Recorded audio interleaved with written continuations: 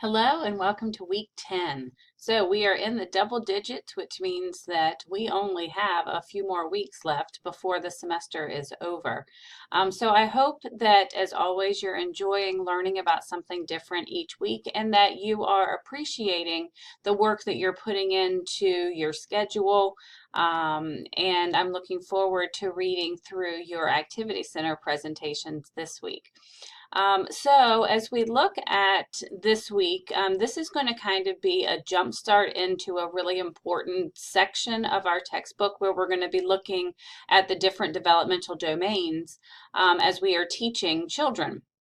So chapter 10 deals with curriculum. And so the reason that we're using this kind of as our jumping off place is because as we are looking at planning our instruction, the way we set up our classroom, it's really important that we understand that there's different places that we can get curriculum from.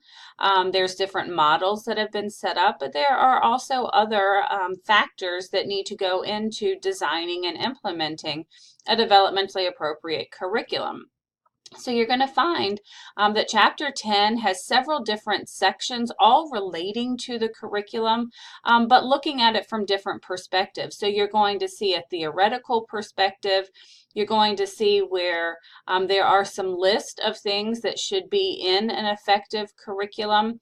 And another thing that's mentioned in this chapter, as we're looking at different types of curriculum, are some of the theorists that we have talked about over the course of this class. So you're going to see names like Vygotsky and Piaget again. And when you're looking at the different models that can be used, you're going to see Montessori and Waldorf, which are names that we saw in some of the previous chapters. So when you look at this week's folder, you're going to find that within our content this week is the PowerPoint that goes along with our with chapter 10, which is right here. And the other thing that you're going to be looking at this week is this short video talking about play. So as you're looking at the different types of curriculum that are mentioned in this chapter, you're going to notice that several of them talk about the importance of play and how actually they design their instruction around children's play.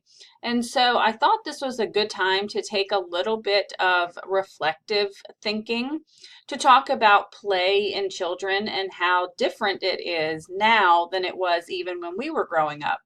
So what I'm going to ask you to do for your participation this week is to watch this video and then to answer these few questions.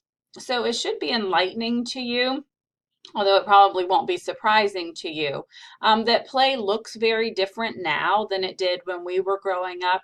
But really what I want you to get out of this is just some time thinking about why is it different, but yet why is it important that we're still having children play?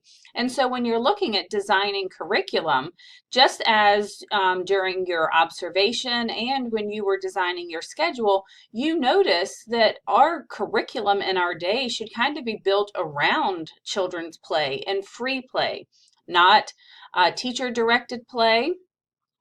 Because one of the things that they do mention in this chapter is the role of the teacher. And what you notice is we're kind of implementing and we're facilitating, but we're really not doing a whole bunch of direct group instruction with the whole group. So really what I'm hoping that you're going to take from this chapter in general is kind of a review of some of the things that we've already been talking about up to this point, about the importance of the developmentally appropriate curriculum and a developmentally appropriate physical environment, and that those things are going to play a role when we are designing our curriculum.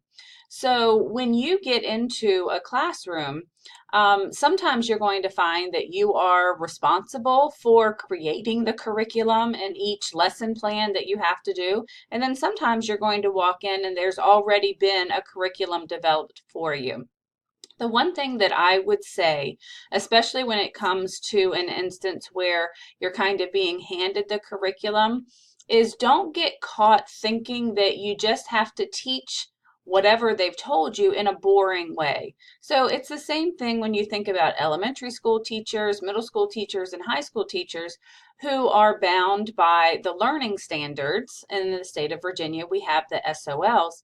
And so a lot of times teachers feel like all they can do is lecture and give tests in order to make sure that their students have mastered the material. What we've learned through even just this course is observation is one of the best ways to assess children, but that we need to be looking at more than just how the child is doing with reading, writing, and arithmetic. It is more about teaching the whole child. And so even if you are given something that's already been developed, I just don't want you to get caught thinking that it has to be done in a boring way. There is always a way that we can keep children engaged and interactive, and that's how we're actually going to make sure that they're going to retain the information better than just through rote memorization. So, like I said, a lot of stuff in Chapter 10, but I do think it's going to be a great place for us to start as we start looking at the different developmental domains that we want children to develop in as we go through the next couple of weeks. So starting next week, we're going to get into the first domain. I would recommend before you get into our next week, take a few minutes to look through the milestones of child development. I'm going to reintroduce them next week and just make sure that you understand how it's set up. But that's really going to be the basis of how you're going to be doing your planning in early childhood education. So this is a great time to kind of review that document and to kind of get ready as we start jumping into the domains next week. So keep working on your schedule, and I will be grading your Activity Center projects this week. So have a great week studying Chapter 10, and I will see you next week.